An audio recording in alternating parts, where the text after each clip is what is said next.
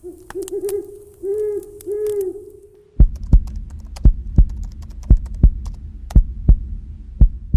used to work the night shift at a small, remote cemetery tucked outside a quiet town in the Midwest. No traffic, no lights, just long stretches of empty road and the occasional silhouette of deer in your high beams.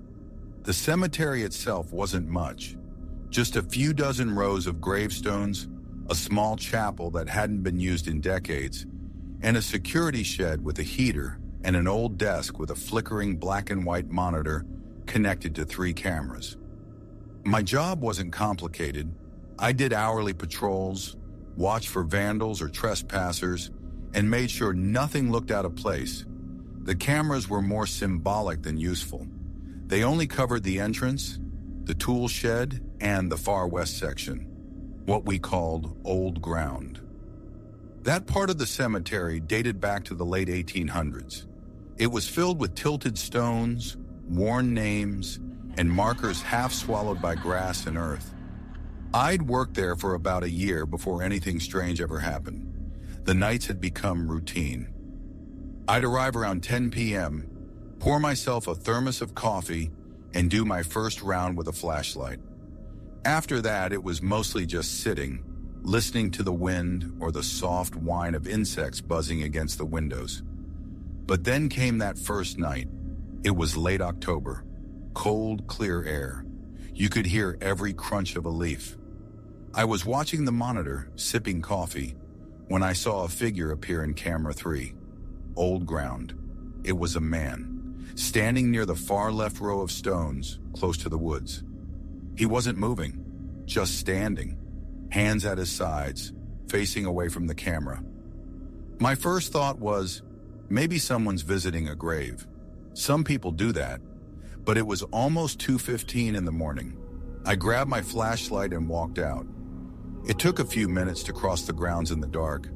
My boots crunched softly against the frost-covered grass. The wind picked up as I neared the old ground, and everything suddenly felt still, like the cemetery itself was holding its breath. But when I got there, he was gone. I walked the entire row, nothing. No signs of anyone. The grass wasn't disturbed, no fresh footprints in the frost. I turned in circles with the flashlight, checking behind every tree, every stone, just empty cold. I walked back slower than usual, couldn't shake the feeling that I'd missed something, that someone had been there and had watched me walking toward them, watched and then silently disappeared. I chalked it up to a glitch in the camera feed or a trick of the light. Told myself the wind played tricks. I didn't tell anyone. But the next night, it happened again. This time I stared at the monitor longer. The figure appeared at 2:10 a.m. on the dot. Same spot, same posture, still facing away. But now I wasn't so quick to go outside. I watched for a while. 10 minutes passed. 15. He never moved. Eventually, I forced myself to go check. I told myself it was probably a vagrant, maybe even someone trying to scare me. I walked the path again, cutting across the center of the cemetery and heading toward old ground. By the time I got there, he was gone. Again. I started checking the camera logs the next day. Nothing weird, no skipped frames, no flickering. Just a man who appeared, stood still, and vanished. He came back the third night. This time I stayed inside the whole time, watching the monitor with the lights off. I didn't even sip my coffee, just watched. And then, just like before, at 2:10 a.m., there he was. He appeared on camera 3 like a shadow growing out of the earth. But something was different. This time he turned his head. Not all the way, just slightly, like he was glancing behind him. At me, at the camera. It sent a chill straight down my back. That was the first night I actually felt scared. I didn't go outside. He stood there for about 30 minutes before vanishing without a trace. Over the next few nights, he returned again and again, always at 2:10, always in the same spot. Eventually, I started dreading my shifts. The fear wasn't immediate, but slow, the kind that builds over hours, like water rising around your legs before you notice you're drowning. I tried telling one of the guys on the day shift. He laughed, said it was probably someone playing a prank. Or maybe you're just going stir crazy, he said. But I knew what I saw. On the 6th night, the last night I saw him, something changed. I was already tense before my shift began. I didn't bother with coffee, didn't bring snacks. I just sat in the shed, lights off, eyes locked on camera 3. The wind outside howled through the branches.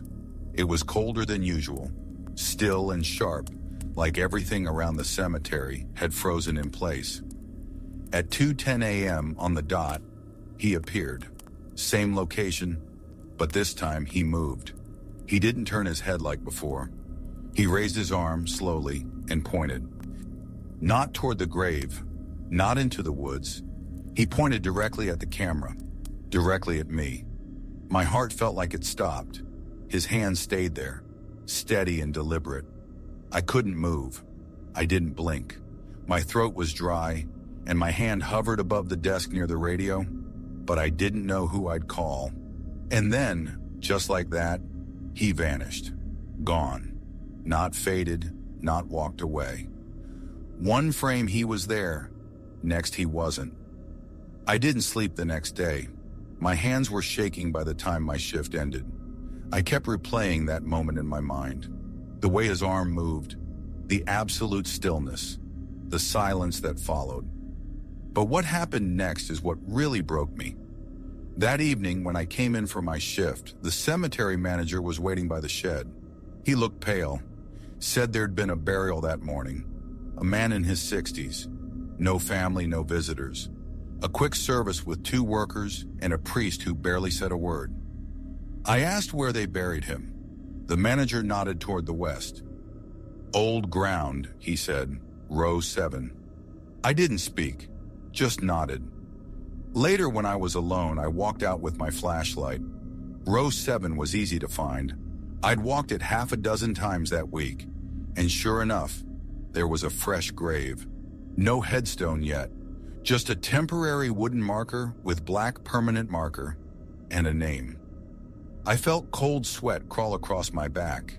It was the same man, the same face I'd seen on camera, the same man who appeared at the same time every night. He had been buried exactly where he stood. I don't know how to explain it. I don't know how any of it makes sense. Maybe he was visiting his own grave. Maybe he was already dead when I first saw him. Or maybe he didn't know he was supposed to be buried yet. All I know is I quit the next day, and I haven't stepped foot in that cemetery since. But every time I see 2:10 flash on the clock, I remember his hand, raised, pointed, right at me.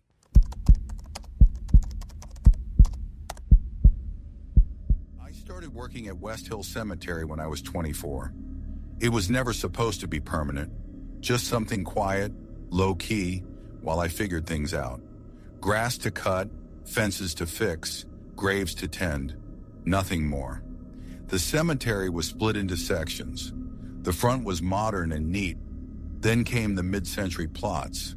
After that, the old stones, the forgotten parts. Section 9 was the farthest out, past the maintenance shed, through a crooked line of pine trees, and halfway up a hill no one ever bothered climbing. It wasn't on any official layout, and no families ever came out there. I only found it by accident. The first time I noticed the grave, it didn't feel like anything. It was just a spot where the ground looked uneven, like the earth had sunk. I was clearing brush that day. I stopped, walked over, and saw that the soil had been disturbed. Not a full hole, just a shallow depression, freshly turned. The stone was old, worn smooth, no name I could read. The air felt still. I mentioned it to Ron, my supervisor. He shrugged. Settling ground, he said. Could be coyotes. Could be rain. Fill it in. So I did. I brought a shovel, packed it flat, and moved on. A week later, it was disturbed again. Same grave, same exact spot, fresh dirt, no prints. That time I brought Mike with me, the other groundskeeper. He'd worked there for over 20 years. Quiet guy. Rarely said anything unless he had to. When we got there, he just looked at it for a while. Then he said, "It's that one again." Again? He nodded slowly. Row 12, plot 6, section 9. That one always comes back. That night I couldn't stop thinking about it. The next morning I went to the archives in town. Small place near the public library. Took me over an hour to find what I was looking for. Emery Haywell, died October 1891. Age unknown. No surviving family. Cause of death, sudden cardiac failure. Note, casket resealed 2 times due to post-burial disturbances. Final seal, deck 1891. It unsettled me. Something about the wording, post-burial disturbances, sounded too clinical, too cold. I told myself to let it go. But a week later, when I checked again, the grave had been disturbed a 3rd time. No animals, no footprints, no trash, just loose soil, like something had pushed from below. So I set up a trail cam, nothing fancy, just a motion-activated one I used for deer. I mounted it on a tree 20 feet away, pointed straight at the grave, left it there overnight. The next morning I checked the footage. Hours of silence, swaying trees. Nothing moved. Then at 2:47 a.m., the dirt started shifting. Not like someone digging, no tools, no hands. It was slow, subtle. The soil rose and settled, rose and settled. Then, stillness. I watched it 3 times. Same exact pattern. Something was beneath.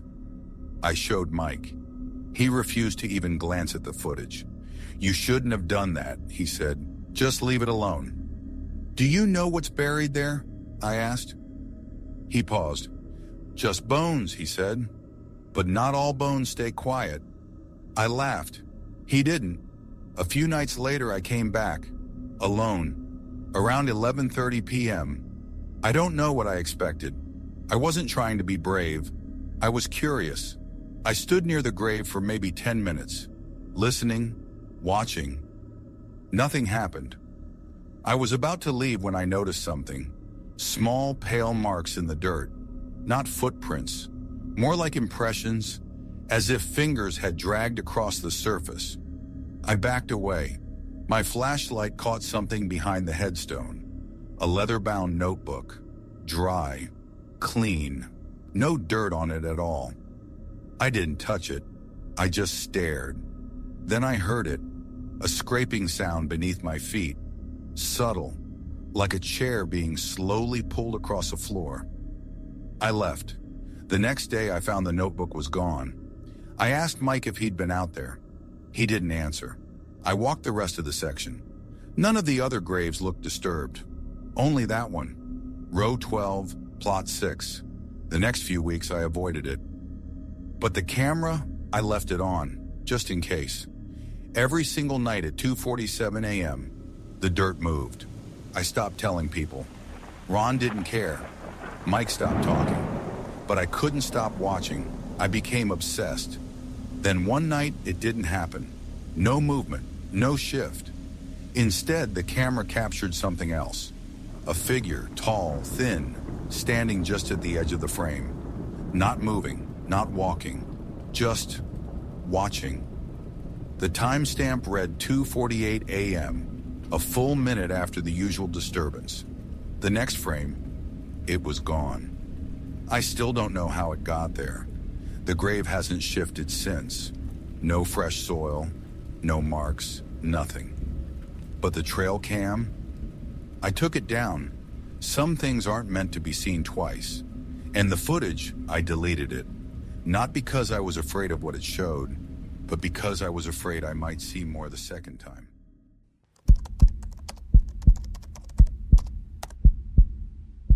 I started working at East Pine Cemetery when I was 27. I didn't grow up dreaming of working around graves. But I needed a steady job, and it paid better than you'd think. Mostly I did maintenance, mowing, weeding, fixing cracked headstones, quiet work, peaceful, the kind of place where nobody bothers you, except maybe the dead. The cemetery was big, over 100 acres. Some of it was manicured and modern, but the northern ridge was different. Old, forgotten, overgrown. No one ever went up there. Not visitors, not staff, until a storm knocked a dead tree over up that way. Dave, my supervisor, sent me to clear it. That's when I saw it for the first time. A mausoleum tucked into the slope. Ivy strangled the stone walls, and the gate, thick rusted iron, was shut tight with an old padlock. It looked ancient. No signs, no names, just silence. Above the entrance was a stone plaque, weathered to the point of unreadability. It might have once said something, but not anymore. I snapped a photo and brought it back to Dave. He barely glanced at it. That's M3. M3? Third mausoleum on site. Don't worry about it. It's not on the grounds map. There's a reason. That was it. No details. No warnings. Just that distant tone that meant, drop it. I tried to. I really did. But a week later, I passed that ridge again, and the gate was open. Only slightly, maybe a foot, but it was enough. Enough to see the shadowed interior. Enough to know someone had gone inside. And more than that, I saw something else. Footprints in the dirt, barefoot, human, leading into the mausoleum, but none coming out. I didn't go in. I didn't even touch the gate. I just turned around and walked, fast back to the main building. That night I couldn't sleep. I kept picturing that open door. The next day I told Dave. He didn't act surprised. It happens, he said, every few years, right around now. What does? The lock going missing, that door opening. Why? He looked out the window. You don't want to know. I waited. Finally, he said, that was the Hartley family tomb. Big names long ago. Last one buried was the son, Martin Elijah Hartley. But when the funeral came, the casket was empty. Empty, he nodded. No body, just gone. They sealed the crypt anyway, never reopened it. What happened to the kid? No one knows. He hesitated. Some people say you can still hear movement inside, late at night, like he never left. I didn't want to believe him, but a few nights later, I heard it too. It was just after 3:18 a.m., and I was on patrol. I wasn't near the mausoleum, not yet, but I heard something from that direction, a scraping sound, like stone against stone. Then, a thump. Then nothing. I didn't investigate. I should have, but something in me said, no, and I listened. Over the next week, little things started happening. Tools misplaced. A gate I'd locked the night before was open the next morning. My thermos, usually left in the truck, showed up one morning sitting neatly on top of the mausoleum's stone steps. I didn't even tell Dave. I just tried to pretend none of it mattered. But I couldn't ignore the dreams. They started simple. Just the mausoleum. Always at night, always silent. Then I started seeing someone inside. Not clearly. Just the outline of a man standing in the doorway, head bowed, not moving. Just waiting. After 2 weeks of this, I finally caved. I brought a flashlight and a trail cam and set the camera up facing the mausoleum, hidden among the trees. It had motion detection and night vision. I checked it every morning. For 2 nights, nothing. Then, on the 3rd night, it triggered at 3:18 a.m. One image. A man, barefoot, standing just outside the gate. He wore what looked like a tattered white shirt, hanging off him like hospital scrubs. He stood still for 2 frames, nearly 30 seconds, before the camera blacked out. Next frame, gone. No walking away, no blur, just gone. I went back that afternoon. The gate was shut again, but the padlock was missing. Inside it was dark, even with the sun still out. I stepped in, light in hand. The air was wrong, thick, cold in a way that didn't feel natural. The crypts inside were carved into the stone wall, 4 in total. 2 had names, Elijah and Margaret Hartley. The other 2 were blank. And on the floor in the center of the room, I saw something that made my stomach turn. A small pile of dirt, fresh, right in the middle of the stone floor. Why was it there? Where did it come from? I knelt to look closer. That's when I heard the whisper, right behind me. "Don't go!" I spun around. Nothing there. But the whisper was real. Not imagined. Close. Too close. I left the cemetery early that day. Said I wasn't feeling well. I didn't sleep that night either. The next morning I walked past the mausoleum again. There were new footprints in the dirt, still barefoot. But smaller this time, like a child's. And the gate, it was locked again. A new padlock, one I hadn't seen before. Someone was replacing the locks, opening and closing the door. Someone, or something. I confronted Dave. He didn't look surprised. "You went inside," he said. "You knew I would?" "They always do, every time it opens." "How many times has it opened?" He looked tired. 6. "And what happens?" He paused. "They don't stay long after." I didn't ask what he meant. I was afraid to. That night I got the worst dream yet. I was in the mausoleum again, but this time I couldn't move. I was staring at the blank crypt, and something inside it was pushing, pressing against the stone from the other side. I could hear breathing, and then a voice whispered in my ear, "It's my turn now." The next day I gave my notice. Dave just nodded. Might be for the best. I went home and started packing. I didn't even wait for the end of the week, just left. But I couldn't resist one last look. I returned just before sunset. The cemetery was empty, quiet. The gate was open again. Inside, the mausoleum looked just like before, but something had changed. The blank crypt now had a name carved into it. Martin E. Hartley, and below that, a date. That day's date. I backed away, but before I could leave, I saw one last thing. In the dirt at the base of the crypt, there were new footprints, and this time, they led out.